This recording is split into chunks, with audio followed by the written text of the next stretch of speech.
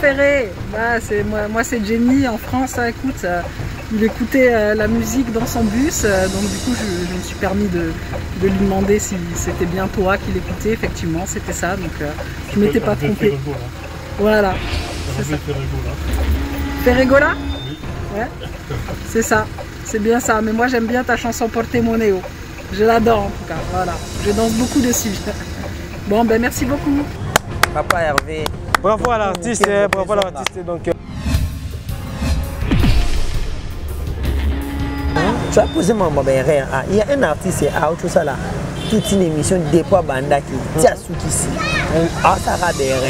Artiste nu là. Ah ça va bien. Na place à là lobby là, na place à un lobby in, na place à là lobby les. Ah c'est. Oh c'est moi pas lobby là. Tu es dans ces normes. Les erreurs les arnaques. Et le bata et Sarkozy, tout le monde fait des erreurs. Sauf ça erreur était c'est que robot. Parce que le robot ne va pas programmer, il va ça erreur. Moutounde il faut ça l'erreur. OK. On se dit parce que nous sommes des gens intègres. Nous sommes des personnes sensées. Tu sais que l'erreur est humaine. Mais il y a bis comment c'est comme si faire un moment mon kiligo. C'est comme si faire tu sais que où tu l'as dit émission la place à l'âme d'Abilé. Abi, je vais sortir la meilleure album Rumba. Ma meilleure album. Ma meilleure album. Mutabi la top 100. Pas le point, tu vois tout le monde. Est-ce que mon bisou qui pompe? C'est trop petit, mais surtout que tu n'es pas qualifié à musicien congolais qui va t'en avoir un mingita. C'est tout à fait normal. Déjà, comment on a la réaction? Le même pasteur Mike Alambay. Il a été cité dans une situation, dans une affaire ici, qu'il a habité à moi, Peignel l'a accusé que non, il n'est pas fidèle à Zama Mbébélé. Aujourd'hui, je peux dire que nous pouvons donner raison à Peignel. Parce que Peignel, Américain, quand il s'est fait le comment, Oyo, biso to comprenant qu'il y a un parce que tu as les. Oui, il est là vraiment côté la ndekwana zawadi, ce qui zawadi comme bazo benga kaiwana et collé kana TV, ko salir image d'un serviteur de Dieu. Est-ce que c'est le seul moyen pour ça makambo? Déjà pour moi, peu importe ce qui s'est passé avec le pasteur Mike, nous condamnons son zawadi ana aventurière. Ana maman na Tintin. Abi ça na respect à mon qui était. Alors, on a respect à il y a respect à Nani. On a respect non té. Il y a pas fidèle, il y a pas nzambe.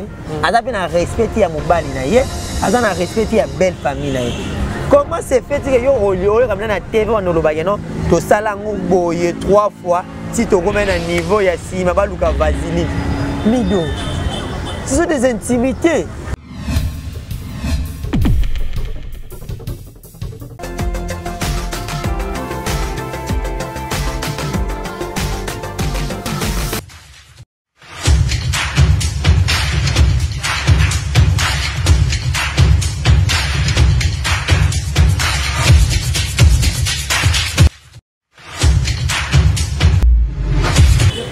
Salut fidèles internautes, chers abonnés de Emergence One Télévision, donc plaisir vraiment à toi, parce que je sais que vous êtes tellement nombreux, partout à travers le monde et surtout vous avez branché vraiment moyen surtout, et surtout devant moyen TP Sarabino, moi où Rolanda Bisso du Soussou, vraiment ça fait vraiment un moment vraiment tout. Bon, moi personnellement, on a l'équipe vraiment sur des missions moi tant oyo. Donc le Seigneur a fait grâce vraiment à santé, vraiment en forme donc merci vraiment à l'Éternel Dieu à permettre que nous soyons en bonne santé et surtout à l'équipe technique qui est toujours assurée par Junior Kappa et surtout ingénieur Fabrice Mutombo, Ephraim Kayembe. Donc il y a toute une équipe derrière la caméra et ça comme ça là qui te repose qui te combat vraiment la bande dans la condition il y a malamu. Et je profite aussi pour dire un grand merci na bande ko batika rabisoté vraiment. Là je vois directement Jacques Maït au ferme de la paix en direct de la France. Donc merci vraiment na soutien à Makasi Oyo apporte à la jeunesse congolaise et merci encore à notre partenaire qui n'est autre que le chef de ville Papi Sapo, donc mon vieux, merci vraiment. Et Zalaka toujours Wana parce que apport na yopé na émergence One Télévision est vraiment important. Et na pesi encore mbote na tété la gauloise, babi tété la gauloise mikolo vraiment ils attendent na yo ils époque non vraiment il faut vraiment te reconnaître. On a pesi vraiment mbote parce que na ba commentaire il y a une émission il y a émergence One Télévision qui s'assoit sur officiel télévision. Tu es toujours présente et puis tu réponds toujours dans les commentaires, dans les surtout. Donc ça là vraiment bien, donc on t'encourage vraiment. Continue toujours comme ça, et na encore mbote na bakolo émergence. Bakolo émergence dans le baraquet. Émergence ils arrivent bisognoso, mais ils ont la bakolo nango.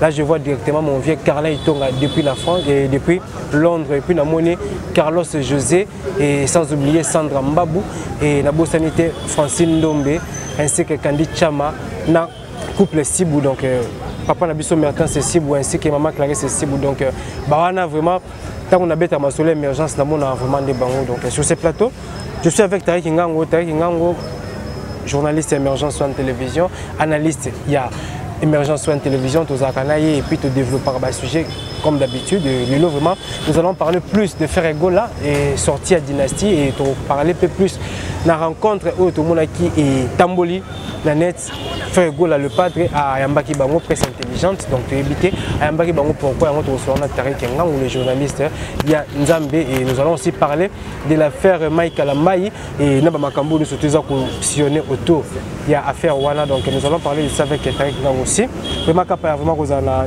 même idée nangai il y a pour que nous soyons là Tariq Ngango le régisseur le journaliste Yanzambe un journaliste doux. Bonjour Tariq. Bonjour Mido, bonjour à tous les abonnés à Émergence One Télévision, la chaîne qui vous informe en temps réel. Un grand merci à Bangounion, surtout à disséminer à travers le monde entier. Là, je pense directement à Papi Sapo, chef de ville, le partenaire officiel de notre chaîne. Voilà, et Papi Sapo, chef de ville, quand le chef est là, la ville est calme. Alain Kembe, la garçon de disques, mon vieux. Plein de bonnes choses à toi également, à Gilles Tamba, l'ambassadeur, le revendeur, Mtate Karami Touka. Il y a Solo, Gine Gamba, les papas Naïbertina. Plein de bonnes choses à toi également. Gaylor Mitouin, c'est Bambote Nabinoma, Bibi chez Oumosso, Maman Yabana. Depuis les États-Unis, mon thème c'est toi qui est marqué là. Tout est tellement belle base à Istanbul, Bertie Souvezara, Tony Maya, la papa social, également à Trésor Ndine, la garçon des disques. Vraiment un grand merci également à toi, Mido, de te coûter sur une émission entre nous, tous mes gros solos là. Tout plus ça n'a pas aidé par rapport à l'actualité, surtout que l'internet est ruine, il y a plein d'actualités. Et pour ça, là, bientôt, mais édifier également certains de nos abonnés, des fidèles abonnés à Émergence, qu'est-ce qui se passe surtout au niveau de Kinshasa, va comprendre. Oui, merci Tariq Ngango. Donc je profite vraiment pour que je remercie encore Freddy Bozila depuis Michigan. Donc mon corps Yabato a créé staff uniquement Émergence One Télévision au niveau de Michigan.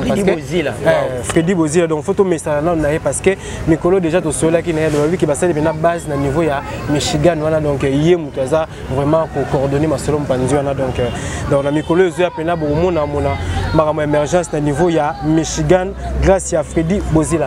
Oui, Tariq Ngango Dynastie déjà ils sont déjà sur le terrain déjà s'il faut le dire parce que Rumba Trap déjà fait gola à Boakiango son moko c'est pas vraiment amoureux à bonne musique parce que fait à même na niveau européen il y a les colos les sous et Tariq Ngango notre surprise tout le monde qui presse intelligente équipe Mobimaneng Zalakana tout le monde bino il n'y a pas de faire gola à inviter bino je sais pas stratégie et zanini avant sortir à disque ma soleil et puis objectif il y a rencontre à faire gola zanini. Bon, en fait, merci beaucoup d'abord pour la question. Ouais, un grand merci à Maman Téti la Gauloise et Maman Téti la Gauloise ou à pas soutenir. Toujours bah, émission Nabiso d'une manière d'une autre. Merci beaucoup à vous. Notre rencontre avec les padres, c'était beaucoup plus sur le plan stratégique. Ma mobilise à confidence, mon on a presse, juste l'essentiel. L'essentiel, c'est l'album Ezobima. Il fallait qu'on se prépare, qu'est-ce qu'il faut faire sur le terrain. Dans la stratégie vraiment tellement confidentielle. Moi, je presse et puis sur la toile publique. Mais déjà, Gaulois, surtout tout ça déjà bien préparé. On est armé. Détracté, on défendre. C'était une très bonne occasion, c'était également une reconnaissance de la part, il y a artistes vis-à-vis de la presse autolobelaraye. Tu vois déjà, il y a certaines personnes qui tout n'a pas tout. Bon, le Belaké, ça y a beaucoup d'années déjà. Déjà, il y a Bibi, non? Tu vois, moi, tout le monde a mon année, peu importe. Mais c'était également une reconnaissance, une grande reconnaissance déjà à la veille à Nzembo, à Rumba Trap et Bimex sur Spotify. Beaucoup de c'est vraiment une très bonne chose. Merci beaucoup à Papa Hervé, Papa Social, Papa Yaban. Et puis, bonne chance à Dynastie, déjà en cours de gestation. Le 25 sera déjà sur le marché, donc Makambouza bien quoi. Et Makambouza déjà bien. Nini o intéressé que pendant ma casse na rencontre eu na Ferregola et Tariq Ngango au moment qui fait nini se comporter comment à votre égard parce que vous abato bosela ka musala bolobela ka epé mingi na niveau ya net et par exemple Tobi qui va leader mususu ko beng sa ba journaliste ni wala ako se comporter à cause de moi qui leader na yana pe ala ki bino mais Ferregola zaki no ndenge ni lera yamba ki bino. Donc déjà c'est Tobi Ngango Papa Hervé. Quand tu vois déjà papa, c'est une affection, c'est des affinités. Moi, j'ai tellement à ma casse. Papa Hervé, il s'est comporté comme un père. Donc, il était attentif à Yoki Bisso. Donc, vraiment, c'est quelqu'un qui est doux, timide et puis attentif. Donc, les agriculteurs qui ont possible d'ordre, mais il y a Yoki Non, il nous a pas donné des ordres. Non, ouais, comme une dictature. Pour ça, à Yoki Bisso, te proposer, il n'y a pas de idée. Non, c'est vraiment un père. Depuis notre Papa Hervé, non. Et avec beaucoup de respect depuis l'Afrique du Sud, des bonnes choses à toi, Papa Hervé Ferregola Lipat. Avec l'équipe Mombazana Bango, DG Polo, et puis Chubotoko ancien, Dieu merci Ngata, les directeurs de marketing. Donc, Papa vraiment. Papa vraiment. Voilà. Oui, merci vraiment à l'EPADRE parce qu'il a honoré vraiment presse intelligente. Donc, nous avons toujours continuer comme ça, donc ça encourage la Ferregola. Même si on a déjà dans la musique, on a geste déjà. Et ça peut aussi leur influencer vraiment que nous toi approcher Moutongo parce que tu auras caca dans la musique. Et merci Mathieu on a éclaircissement et les Ferregola au niveau Afrique du Sud. Et l'eau est occasionné déplacement à Ferregola au niveau Afrique. Déjà, Ferregola est produit par Maison Sony Music. Sony Music Entertainment. Donc, déplacement à Ferregola est dû à la signature, il y a contrat. Na Maison Sony Music. Déjà, nous avons vu que il sur l'image. Comment est-ce que Ferregola a visité le locaux, il y a Sony Music avec Ayam Vita, Picasso, Bayabo, équipe Mobima. Donc, le déplacement, il n'est pas dans l'Afrique d'ici, c'est dû à signature à contrat parce que Sony Music nous doit produire Dynastie premier volume, Dynastie deuxième volume. Oyo abi ba golo tout na minute où tu focus sur yango. Ba fan ya bonne musique, ba mélomane ya bonne musique là parce que faire 4 ans déjà 5 ans presque sans album dans le marché. Donc ce faire Abinisi, ça vaut la peine d'écouter parce que ce n'est pas un artiste, c'est des moindres. C'est Papa Hervé, c'est le meilleur chanteur congolais. C'est la voix la plus limpide de la République du Congo. Donc il faut battre ça. Ça vaut la peine d'écouter. Donc Dynastie déjà, un grand contrat, un grand pactole déjà pour signer contrat dans Sony Music, blague, timide. C'est ça un contrat au bas tout arrive. Artiste à miner, il va zana à maison. Dans Sony on ça là. Oui, je dirais au contraire, ils ont une année de fidélité ou soit ils ont juste pour l'album Dynastie. Donc jusqu'à-là, il y aura une conférence de presse où le padre après sortir Dynastie. C'est avec la bouche autour. La bouche, le padre net aux détails, il on comprend parce que tout il faut sur la voie officielle. Après, il faut relayer. Comme la voie officielle, le bino est de l'autre côté, le reste, il y a information aussi. Ferregola qui va donner parce qu'après son arrivée à Kinshasa ici, après la sortie de l'album, on sera à la conférence de presse. On va annoncer l'album officiellement, et pas journaliste. Et puis il y aura également la production des Alazara toujours. Donc, je crois qu'à partir de la conférence de presse, il n'est pas d'accord avec la signature à contrat de Sony Music. Oui, par rapport à Combo et à Maison de Geste, déjà que Sony Music, ils allaient Maison Moko Iyamunene. Libanga déjà, et les lots, comme un artiste, le Ferregola pour signer la Maison Munene. Pensez-vous vraiment que l'avantage est tellement macasse par rapport à l'année où les gars qui ont fait l'album sans qu'il a intégré Maison Munene? Déjà, disons grand merci à Ferregola parce que c'est parmi les artistes le plus combatif. combatif dans le sens que abundaki moko atenaki benda à fond parce que aujourd'hui les 2 derniers albums moi Salama Boîte Noire et puis qu'est-ce que j'avais dit les albums ont été produits par Ferregola lui-même. Par Ferregola. Donc Ferregola lui-même et puis ma maison c'est ça il y a qui a distribué. Déjà voir déjà que Yemora produit ma surtout on a peine insuffisance mais cette fois-ci l'album est produit par une grande maison, une grosse boîte qui est Sony Music. Donc Sony Music a un avantage belé à c'est la faire. Enfin comme faire ça toujours les colos. Comme tu dis avantage c'est belé. C'est Sony Music qui produit des grands artistes. Sony Music a bête ça va musicien va salaminen.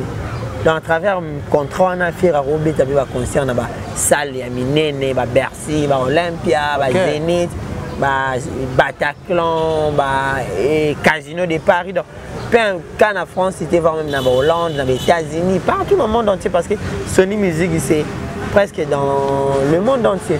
Donc avantage c'est tellement ébélé. Déjà que vous en avez mais il y a surtout dans le réel avantage des années. Avantage c'est que chaque année nous avons la Ligue des Champions. Chaque année réel avec un titre. Avantage c'est ça bon. Oui, Lelo Ferregola co-signé dans la maison Mouni Nengwana. Oui.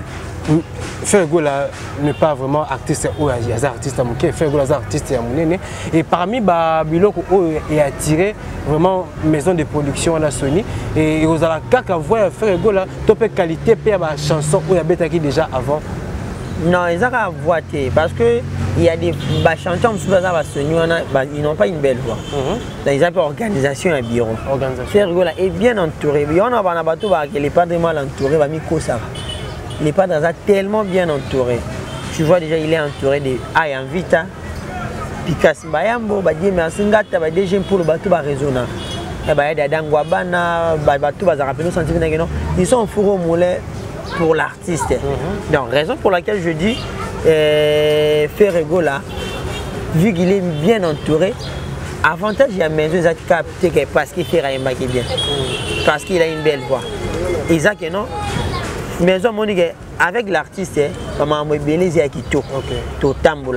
parce que l'entourage de l'artiste c'est Kitoko, l'artiste a une plateforme gratuite et offerte parce que tu as une musique une plateforme gratuite. Moi, je suis bon côté. Donc, tu as pas intérêt à que derrière l'artiste, il peut aussi gagner. C'est business, c'est du gagnant-gagnant, les rendez-vous du donner, du recevoir. Yo pacing en scène, nazui. Et ça bon dans la maison n'a pas si maison ça les choix il sait pourquoi ça les choix. Merci vraiment à Taïk Ngango et tout ça qui évolue malembe et na niveau Afrique du Sud d'après les informations tout ça nango et tu dis que fait go la paix kuna bazo ça la paix ba clip voilà toujours grâce à combien de clips toujours grâce à maison Sony a voulu que faire go la ça la clip monsieur kuna parce que Sony a aligné à même certaines choses dans la réalité. Mais tu dois un moment où Royaume Kunga. Royaume Kunga, maison Sony a aligné clip on est ça à niveau ya South Africa parce que va incarner va rôle à Zulu, va Chaka Zulu. Dans il y a Royaume quoi. Donc clip et ça Makuna il y a également un autre clip et ça Makuna je crois 2 clips et ça Makuna. Les restes va clip nous na Porto puis Kinshasa. Donc l'artiste est en pleine réalisation va clip également à niveau Afrique ici. Également à niveau Afrique du Sud. Et à regagner Kinshasa quand parce que le 25 c'est déjà confirmé. Voilà le 25 c'est la sortie. Écoutez à Kinshasa tu écoutes une bande à Congo. Déjà sans avec plus de précision sans se tromper le padre pourrait regagner Kinshasa déjà dès le vendredi. Le vendredi à Rosadena Kinshasa soit samedi mais semaine aussi là avant dimanche les padres déjà en Kinshasa. Album écoutez les après album à sali soit album à sali conférence de presse après conférence de presse à qui c'est quoi Mikili à partir Mikili promotion puis banni Mikili parce que promotion ça que boutique album est bêta il faut passer également dans des émissions alors les gars des émissions telles que Africa numéro 1 RFI chez Claudicia 3A Télécide chaîne carnet vous m'avez fait en 2022 ils ont tellement chargé à ressentir parce que album au niveau public ça demande vraiment de l'énergie côté artiste et puis côté équipe voilà accompagner artiste l'artiste est préparé pour ça l'artiste il est préparé pour ça donc rien à craindre. Rien à craindre l'artiste à Messana Maramboyo. Il va passer dans la chaîne surtout à TV5 Monde afin de pouvoir vendre l'album sur tous les plans, surtout que l'album est à couleur rebelle quoi. 5 ans sans album, donc j'espère que l'équipe qui accompagne l'artiste Frère Ego a déjà préparé na niveau nion surtout pour que réussir promotion. Déjà tout ça préparé, déjà l'équipe est à préparer. Tout vendre rapidement faire très bien. Essaye un peu de nous expliquer deuxième serveur ils ont un contexte.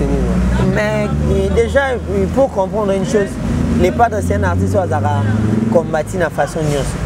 Pas combattre air tout. Bah, détracteurs, je prends un exemple facile. Nous avons sorti, regarde-moi, une très belle chanson d'un niveau où bon, les détracteurs sont venus. Oh, on a le bon Dieu, mon nid, on a le bon matanga. Pas lobby, tout ce qu'ils pouvaient jouer. Mais aujourd'hui, comment? Ah, c'est moi, tout quoi. Regarde-moi. Tu es un pyromane. Même chose. Le comment? Pyromane, l'une des meilleures chansons, on a l'ingara. Moi, on va bisoter. Bango. Le lope toi na rumba trap. Fais son gars après un moment là ah une très belle chanson. Moi mi de ba quand tu comment mettre en cara. Comment mettre en cara. Ça il y a copie na bango. Il y a des mesana. C'est tromper et timer l'erreur et timer na ça la tête va erreur et humanum est.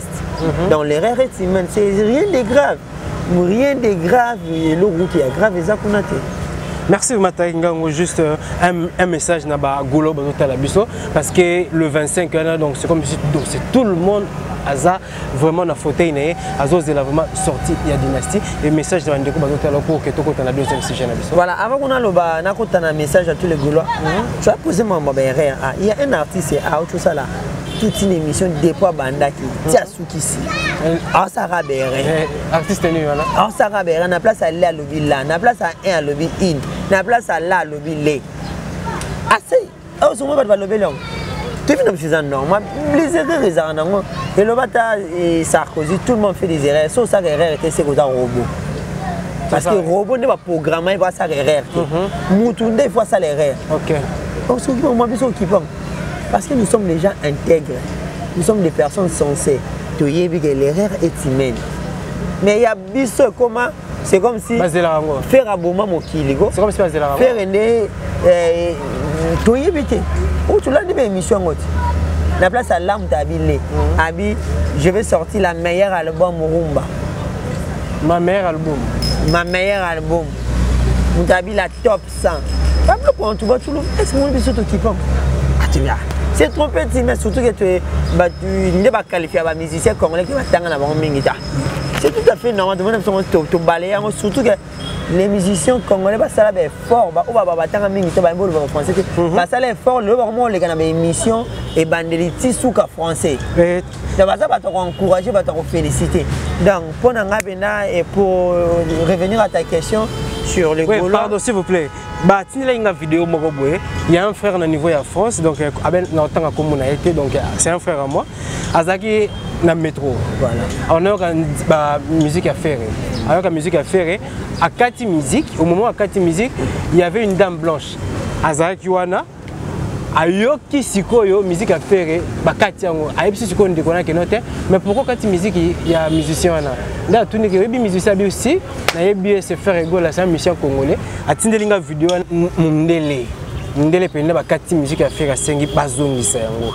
Et commentaire no iko sala par rapport à réaction ya ndeko moi sur mundele. Bon, ça grandeur artiste. Moi ni bato balinga ba dimne ba artiste, ba mona sko ba maramu. L'artiste est tellement grand. Et on va bannir les prophètes chez soi. Valeur à faire et biso to yebango te. Mais mundele la yebango. Quelqu'un qui n'écoute pas Lingala, mais à préciser peut-être que Lingala dit porte-monnaie. C'est imaginer porte-monnaie dans la langue. Ima Lingala papi kaka. Na Lingala kana misabolingo na moi. Bozongi selanga papi. C'est pas même un élément eux en tête soubino ba Gaulois. Ko en tête c'est trop dur.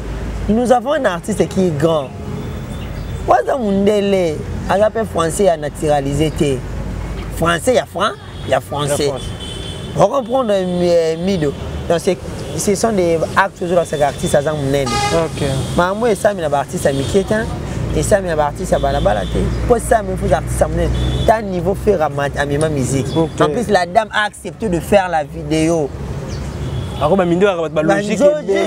Elle a accepté de faire la vidéo. Tant que Master ABC, non. Si tu veux me faire, tu peux faire la vidéo. Je le connais personnellement, je vais l'envoyer. les gars dit et la dame dit, oh, sérieux, tu la connais personnellement, tu les connais plutôt personnellement. Pesangana Sani. Vous avez écouté ce qu'il a dit?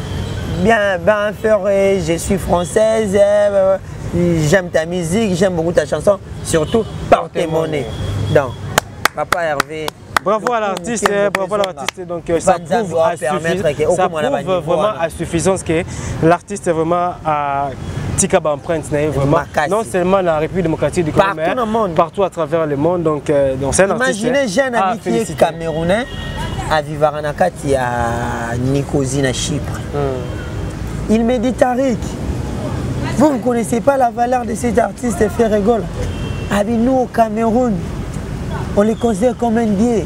Ah bon? Ouais, il me dit ça. Ça, c'est une mission à Nicosie. Maman, on a le Lévi Fouka, grand médium dans Nicosie à Yébiam. Et si le lot. Il fait chanter sans instrument aux CP la caca. Le lot, tout ça, il remarque que Ferregola a toujours voulu et puis il est presque partout à travers le monde. Mais je pense que Ferregola est un peu réticent, un peu calme. Et si vraiment Ferregola est Maweli, c'est le cas d'artiste, mais peut-être que Ferregola comme on est autrement. C'est comme on est autrement. Oui, il y a des missions aux États-Unis,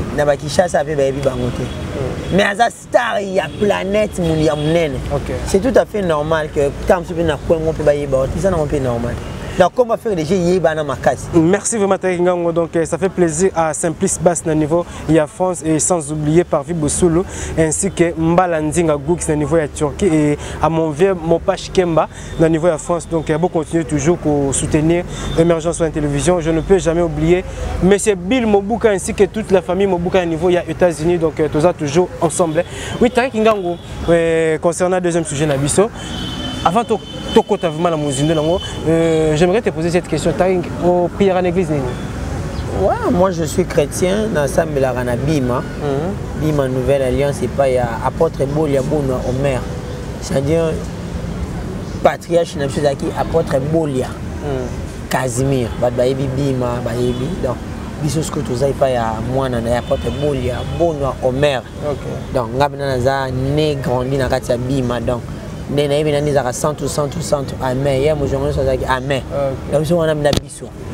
Ngango. Et ma deuxième question est-ce que Ngango fait confiance aux serviteurs de Dieu congolais? Pour moi, je pourrais dire que moi je fais plutôt confiance aux églises plus traditionnelles. Pourquoi je dis traditionnelles? Telles que l'église Nabiso Bima, Bakimbangiste, Vuvuamu, Pevalongo. Néo. Mais église spirituel. Moi je fais confiance au moins qui Kimbangiste. Certes, on a l'église l'union surtout. Mais au moins on a l'église on a tangelo ba kombona. Ils avaient le quoi ba jeune frère nabi frère nabiso o te ba sala ba buzo ba o. Ba pasteur ba jeune ba bino sala ba buzo ba. Ils ont un bango. Yo tu qui va vidéo monter ba audio pasteur azole la vena bolingo. So bolingo ngozo le la nani ya PD. Ya mwana ya mobali ya batu. On marié mais pasteur azole la. Donc oui, et troisième question et les autres Denis Lessi bien qui est pétage, Denis Lessi aventurier, Denis Lessi boiba, pesa qui Denis Lessi ba communiste fait ba pesa et les autres Denis Lessi to pesa raison par rapport à la réaction à l'égard ba pasteur congolais mususu. Raison ni to pesa. Et parce qu'il y a un ministère de l'emploi, ça veut dire que on a surtout aventuré net sinon moi na lola ngala on s'appelle. Mais bango no so ndenge moko. Tant que tu as ces raisons, c'est comme si lui il est saint, bango baza mabe. Bango tout ndenge moko. Il passe à un groupe. Azana groupe na bango, ce sont les foufous des mêmes bad, les oiseaux des mêmes plumages. Bango nyo ceci kamoro. Yo lo mamdele ça ça longolé au tiem tamala. Ketenga na longolé tenga. Pour le to repé c'est raison. Parce que ba condamné qui était yo ndé mutoza aventure ozo linga pour salir réputation pasteur mususu. C'est que hier vu que maintenant déjà que déjà sauter passer on a tout noté ce qui m'a cambo avec le bana azaki na raison toi azaki na tort. Déjà je salue Bobette, il y a des bobas plein de bonnes choses à toi. Azan a raison te mido. Azan a raison te. Ngapona ngade amuntu asaka mabe ba onzu bazande mon moi le repé c'est les raisons te. OK, merci. Et tozong siko vraiment na base de ma solo et après le mari de notre sœur Deborah Lukalu, les lots moni de sous ba vidéo il y a Mike Kalambai, il y a Sextap et Bimi Kaka bateau, il y a Majabo. Moni ba vidéo il y a Mike et Bimi. Oui, ba vidéo Mike yo tala ngoto ngona ngoto. Bah non, il y a que non Sex Zawadi n'a pas expliqué comment est-ce que oui, il y a des vidéos qui circulent. Il y a des vidéos qui circulent au bateau belé bazaza on a battu. Ah mais certaines personnes disent que ça y était ba blo moi authenticité. Bon bateau non bateau banan que ça y était voilà mais Bimi na kombo ya nani? Il y a Mike voilà. Il y a nani té. Il y a pasteur Nabiso Mutombote, Bimi na kombo pasteur Moïse Mbiete, ni Moïse Mbiete mais Bimi na kombo ya pasteur Mike Kalambai parce que baloba rappelé voilà. Et donc par rapport à ma vidéo, la réaction est cause de la ndenge. Mais de premièrement, je n'ai pas chapeau. On a ban Nzambe au occasion de l'émission. Va passer tout au monde oyo. Bazako désorienter le peuple de Dieu. Bazako désorienter ban Nzambe vraiment. Moni batu belé bazana ba marambo belé ya buzoba ya mabe. Mais par contre à travers un pasteur il peut facilement changer au bon. Mais bah acte va pasteur bon ça là. Et pousser tout ça. Eh pasteur quand sali be nga quand tu na sali yango esani. Les autres bébés c'est la peu bana de Nzambe belé voix. Déjà comment on a ba réaction le même pasteur Mike Kalambai. Il a été cité dans une situation et dans une affaire et c'est que non abetara moi si na ye ma belé bimela na moi si na peigné. Peigné là qui disait que non, il n'est pas fidèle à Zama Mbébélé. Aujourd'hui, je peux dire que nous pouvons donner raison à Peigné. Parce que Peigné, à mes gars, quand il s'est dit comment oh yo, biso to comprenant qu'il y a un côté. Et le bandeko qui c'est nous menons de l'angai qui c'est njora et puis na prince bakali babi les a complot autour de la fanatisme. Bâtir qui fanatisme, Mike Chris njora qui n'a pas pasteur Mike a genre bon bâtir qui fanatisme. Et on me le rebomi copie dans ce journalisme qui jalelo. Voilà. Moi je besoin de te lever à l'EHPAD. Hein? C'est l'EHPAD de tout le monde est recto là. Quand ça nous des émissions, hein? Concurrent direct qui moi bâtir à l'EHPAD. Soit c'est mon lam na lobani. On reconnaît toi. Reconnaîtra ngo. Pourquoi on reconnaît ça? Pour l'EHPAD pas ça mon malam wana. Vous comprenez? Aujourd'hui, le bomi copie na biso Moussa na biso yangwana. Muta sali ma bé mais tu viens faire les kijalelo. Parce que il y a côté là on peut sanga mbongo. Tout le monde a confié au nom de awa. Asani kama ma bé a mais pas de côté là. Parce que habite aux années asani on peut sa biso mbongo. Muta beti dans ces espaces mais oui ba de côté là. Pour dire que et bomi copie qui sinjo bakali je respecte leur boulot, je respecte mon opinion na bombe ba tika kijalelo. Parce que oui, les lots vraiment côté la ndekwana zawadi ce qui zawadi comme bazo benga kaiwana et koleka na TV ko salir image d'un serviteur de Dieu. Est-ce que c'est le seul moyen pour ça makambo déjà pour ngai peu importe ce qui s'est passé avec le pasteur Mike nous condamnons sans zawadi ana aventurière ana maman na Tintin abi ça na respect à mukete. Alors, on respect il y a respect à nani. C'est là, on a respect non té. Il y a pas fidèle, il y a pas Nzambe. On a respect il y a mobali na ye.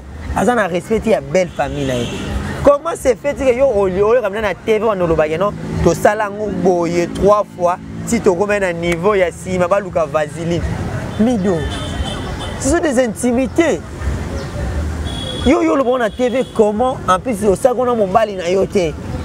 Na mon bal au sali adultère. Après tu te gênes pas, tu viens déclarer ça à la télé. Parce qu'il y a un confessant en église.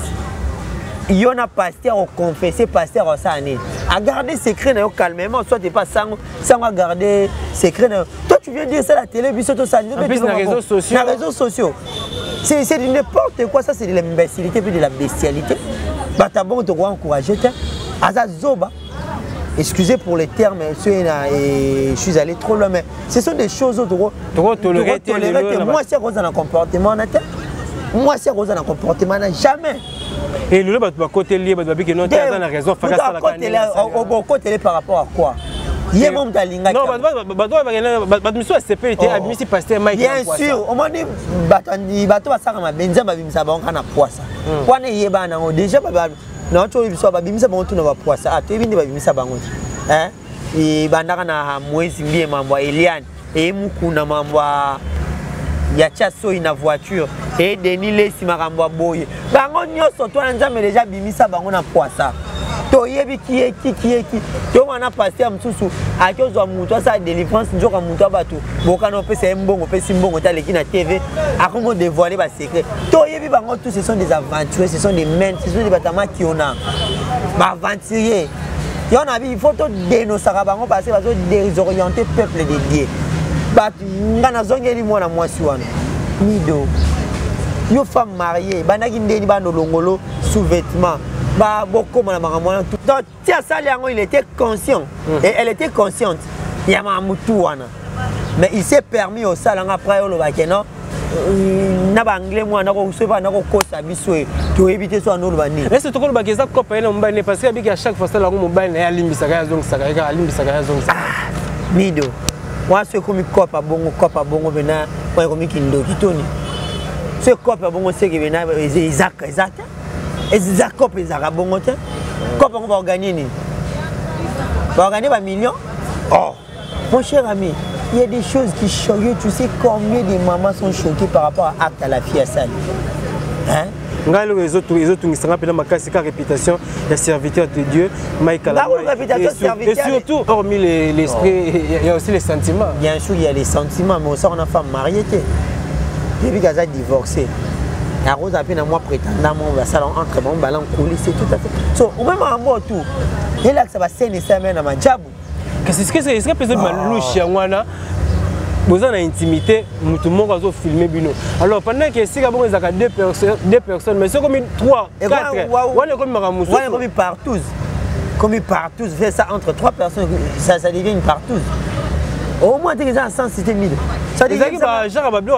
ba house party il y a partout bablo moi bon c'est ça bana bato bakena ki majabu wana non ba leka ki na ba itumbelo bango nyonso peut on parle de majabu pasteur Moïse Mbi et puis na pasteur Michael Ambaye donc bablo monsieur c'est comme si moi baranki les acquis déjà entre bango par rapport à kolo ba initiateur ya idée wana mido wana za ba théâtre ba c'est ça peuple dédié et moi la chair oh ba tchaka chair on a télémioté à bana na nzana hein dans l'église na biso ba enseignant sur le moi moni chair wana ils a sacré c'est comme une sacristie hein déjà bien sacré il y a la sacralisation c'est-à-dire so télémi devant et on va ba bêtise té so télémi devant on va m'amba côté té moi mon Mike pasteur Moïse Alobaki hein il pouvait appeler des journalistes que nous sommes à expliquer en biso dans mes émissions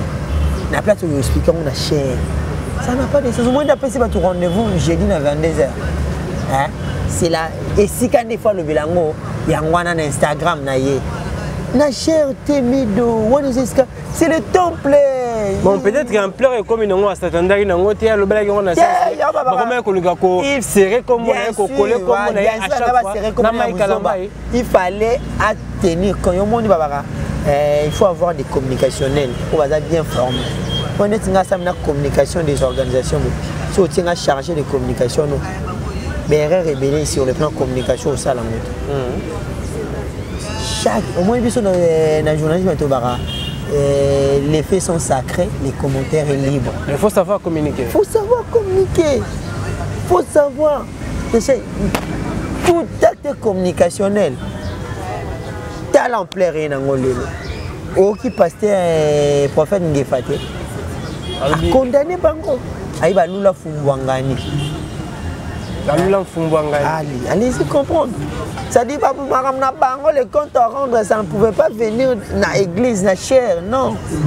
Nous respectons beaucoup le pasteur Moïse, en plus c'est quelqu'un qui a des nerfs solides, surtout Mambakuta Nango, ça toujours fort. Mais comme on a Marambutu, on a cherté. Oui, tu as vraiment trouvé dans le juste un message, un conseil.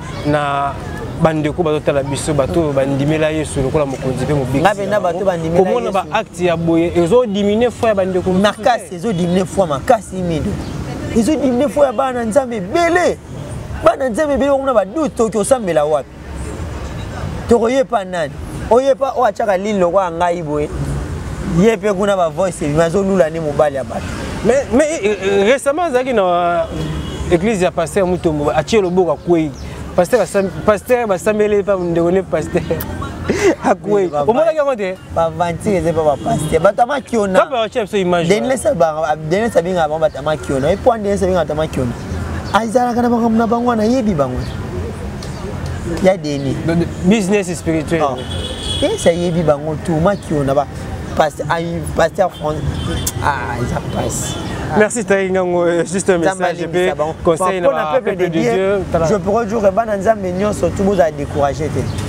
Mais vous sanctionnez des psychos pasteur wana. C'est-à-dire pour les sanctionner, quand l'église n'a été, cherche une autre église.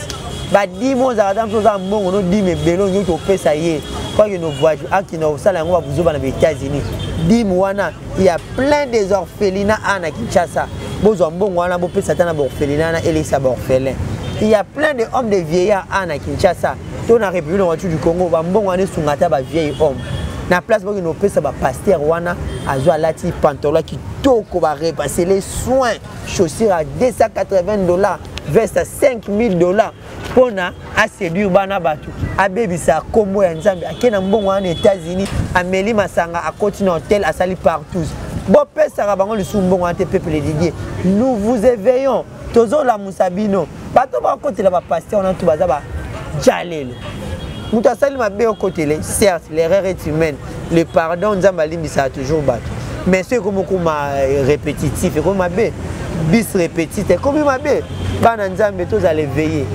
aujourd'hui ça va si la fin du monde tous appendez veiller botika ngana les padres na ngai parce que jamais na tikalo moi na TV sex step ya faire sex step ya Fali sex step ya Kofi sex step ya Wera sex step ya JB to ya nyoka longo parce que kutu ba traitera bango de bakamakambuana parce que Denis pas azazana ba matière bien la téléphone donc so tu peux se gadim à biso ala azakana ba pasteur souvent nous comme sex step on a mon ba joueur on a ba politicien on a ba musicien ba pasteur mais on va jouer à coup tout donc bazaka mingi ba pasteur ba musicien na bana ni soso ba pasteur kana ba musicien chrétien faut préciser non homme politique mon pasteur voilà type assez maçon homme politique à moi quoi na ba comédien peu mususupe donc à part ba joueur jusque là là nous tout le monde c'est comme on a mamba balle côté c'est pour jour que moi ne ba bati pendant baza ba toro baza na esprit moi c'est pourquoi on a esprit le roi ba Wera ba JB ba faire hein. Merci Taïnga, on est arrivé à la fin de notre émission. Juste remerciement à Bandeko Batalio rapidement pour ton remerciement, c'est-à-dire pour Sénégal également à Batuno surtout anniversaire à Tariq Ngam Yabino c'est pour ce 29 mars appel message cadeau ça à Tariq est bien. Ça s'appelle Simote na Istanbul Mobimba, bana Istanbul Mobimba. C'est-à-dire bana Istanbul Berti Souvezara, Tony Mayala Mayoka, Trésor Ndinda garçon de disques Bambote na bino nyonso tout Tariq Makasana maman Mboka les noms m'échappent encore batu nyonso surtout à Istanbul Nancy Longangi mama Serge El Caps Angel Bangabanga Asia Tombi Vicky Mpwati Bambote na bino nyonso tout Tariq Ngango na linga bino mingi na yebi ke Ekirin Digama Mbeza bien merci beaucoup mille. Merci vraiment pour répondre vraiment à l'invitation na biso hier après-midi à l'autre Tariq Ngango. Merci vraiment parce que on répondre vraiment correctement et puis parfaitement à la question d'Abisso et on est arrivé à la fin.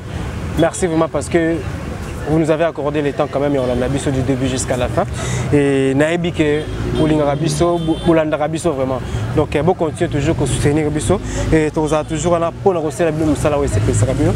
Un grand merci à mon boss Carlos et José et surtout à Sandra Ntumba Mbabou et je ne peux jamais oublier Carlin Itonga depuis Londres et puis je vois ma maman chérie Onalinga Mingi Clarisse Sibou moi c'est kitoko omoni moi si okumisi Nzambe omoni moi si donc merci ma maman chérie Clarisse Sibou et je ne peux jamais oublier de saluer papa Martin Sibou Peka en France et Bazakana Francine Dombe na Candy Chama parents Yak Claudici. Un grand merci à Sandy Bekate, merci aussi à Eric Mwanda ainsi qu'à Igor Fouloumé et jamais Kobosana Dolimbenga au niveau de Norvège et il a passé encore Mbote depuis le royaume de Belgique et donc pomme verte Mbenga moi si kitoko katia basi kitoko donc continue toujours kozaka réglo nengozaka toujours kitoko grande sœur et ça bien apprécie encore mbotena Aminata Kiazola ainsi que na Hervé Loupanadio autorité morale au niveau des États-Unis donc quand au niveau des États-Unis on a apprécié encore mbote na Freddy Bazila, oui pardon, Freddy Bozila au niveau de Michigan parce que bon on est mazak pour assurer base émergence pour la télévision au niveau de Michigan et Jacques Maït au ferme de la paix donc mon vieux on est toujours ensemble et à mon vieux mon page Kemba via tika ngaité ba conseil na lamuki na tongo conseil na la conseil merci vers tika ngaité et Tété la Gauloise, donc Babi Mikolo Ndezayo, Tété la Gauloise, émergence sur une télévision, souris officielle télévision, ils ont vraiment la ponayo. Et dans Luba qui n'a pas su encore en beauté. Mais c'est Bill Mobuka et la famille Mobuka et surtout à ma chérie Paris, c'est vraiment, je t'aime vraiment, merci vraiment. Et tout le monde en a vraiment prochainement, donc tous toujours ensemble, merci.